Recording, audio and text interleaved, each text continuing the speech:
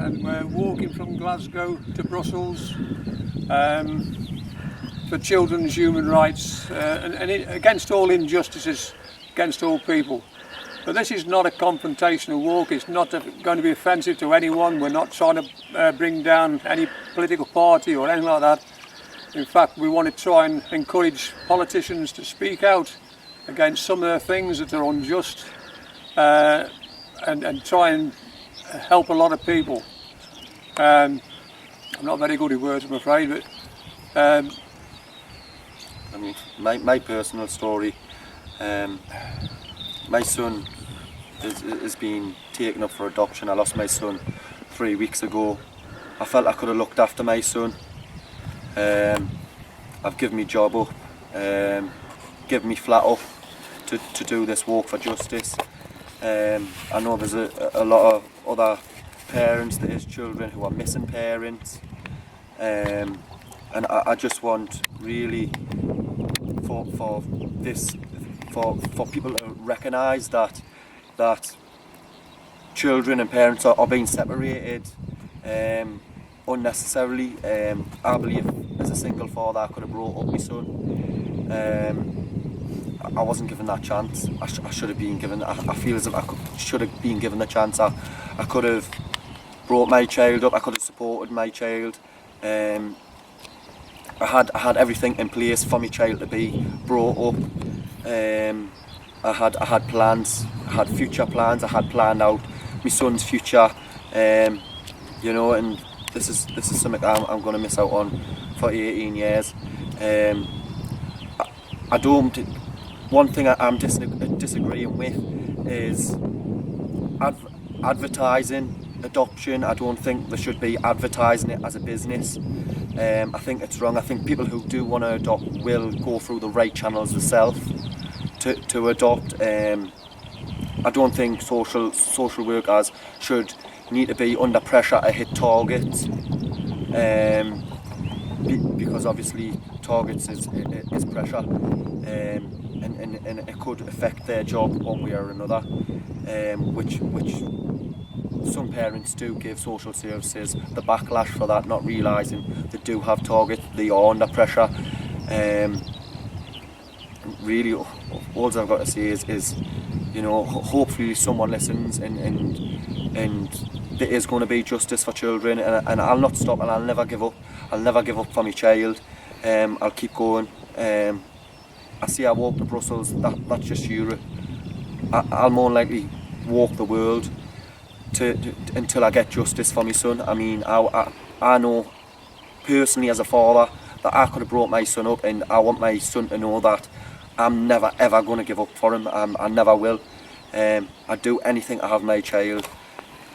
But honestly, do you do drugs? No. Would you give up drink? Of course I would. 100%. We're not against fostering either. In fact, we believe millions of children deserve fostering from bad parents. But they're also very good parents, and some of them that are trying to campaign to keep the children being threatened with imprisonment for going against the judge's decision. There's a lot of things very wrong, and it needs proper laws to protect everyone, and the children are the most important. Should listen to the children's voices. Yeah, but we're walking. Last year I walked from Dunblane. It wasn't to offend anyone in Dunblane. In fact, the police chief from Dunblane drove me several miles to a campsite and helped me on my way. But this time we're walking again to Dunblane, to the Forth Bridge, where there's going to be bikers against abuse and Scottish pipers piping us over the Forth Bridge. We're going to Scottish Parliament, out to the north east coast, walk right the way down to Sunderland. We're going across from Sunderland to York, Leeds, Manchester and Liverpool, crossing over to Dublin, to the Irish Parliament, walking to Belfast, to the Northern Ireland Parliament, back to Dublin, back to Liverpool, round North Wales, where there's care home abuse being covered up, and we're going to the Welsh Parliament. From there we're going to London to a conference where there is an MP, John Hemming, who's going to speak with us. So if MPs are going to stand up for us, we're obviously not doing wrong, and we're not trying to bring anyone down. We just want politicians to become children's champions and fight against some of the laws and injustices of this country.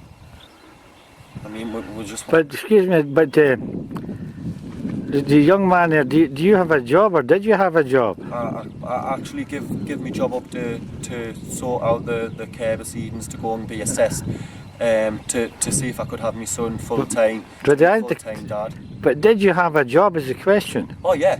Oh, you were working? Yeah, I was working good. I had a good wage. So you could financially support the child? Oh yeah, 100%. Yeah. I mean, I was getting a decent wage. I mean, £9.30 is a good wage. It's over minimum wage. I mean, it's minimum wage plus a half. But were you? Oh, had you a flat, a house or anything? Yeah, well, I had a flat, all paid up to date, all my bills paid.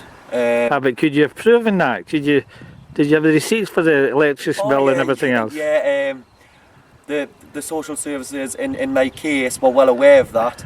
They knew my finances. I showed them my finances. This was part of it. But I must ask, is there something, obviously to do this you're physically fit, mentally competent, but there must be something you're not telling us. There's nothing. I was open and honest with social services. I say as I had a bad past. I was open and honest with the judge, and I say as I had a bad past.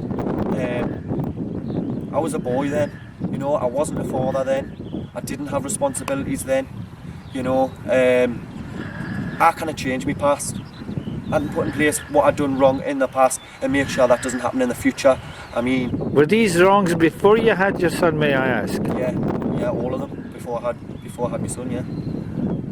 That's right. Well, yes. So I'm just asking if you don't mind, you know.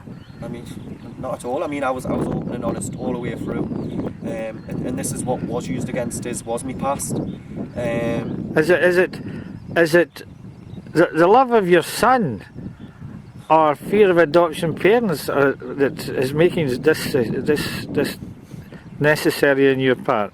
It sounds like it's the love of your son. It is the love of my son. I mean, I love my son to pieces. I delivered my son. I cut his cord. I brought him into the world, you know. He's got my full name. I mean, I love every bit about him. He's exact the same as me. He's spitting double of me as I was a child. What may I ask is, what do your parents think about this?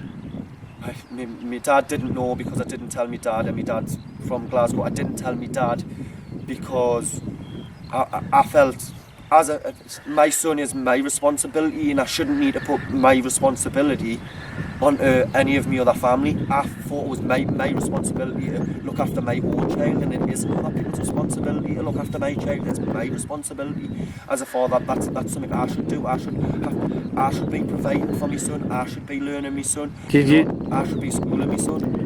Do you think your parents will be hurt with your child being taken away? My mum is absolutely devastated. It's her first grandchild. My dad, I've never really spoken much with my dad being from Glasgow, but your mother. So your mother knows about this. Yeah, my mum was having my grandson with contact.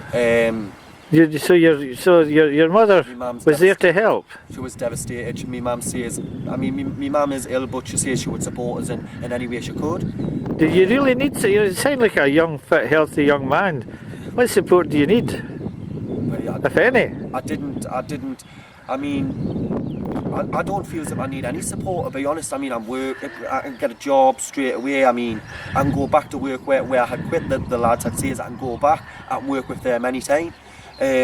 Really, the only way I may need support is if I was late for work, which my mum says her partner could go and pick my child up from childcare or nursery, while if I was running a bit late from work, getting back from a building site. It's not usually single ladies who take advantage of the nurseries. So of course you're entitled to too, I suppose. Well, I'm just asking, you know. I mean, I've just crossed paths with you here at the top of the Campsie Hills. You're about 1,000 feet above sea level. My goodness, you enjoy your walk. So I understand what you're talking about now. So no, I'm just I mean, I feel as if I feel if a father can do just exactly the same job as a mother. If a mother can bring up a child single-handedly, why can't I? Why can't I, as a single father, bring my child up? I mean, I don't see the difference. What, mate, I'm sorry to interrupt you here. The social services must be answering that question. If I were to ask them why they think you can't bring up a child, what would their answer be? Probably risk of future emotional harm. Children are taken for a risk of future emotional harm, but taking that child away from a parent that the child knows loves it, that is instant emotional harm and cruelty. So that's even worse. I mean, future.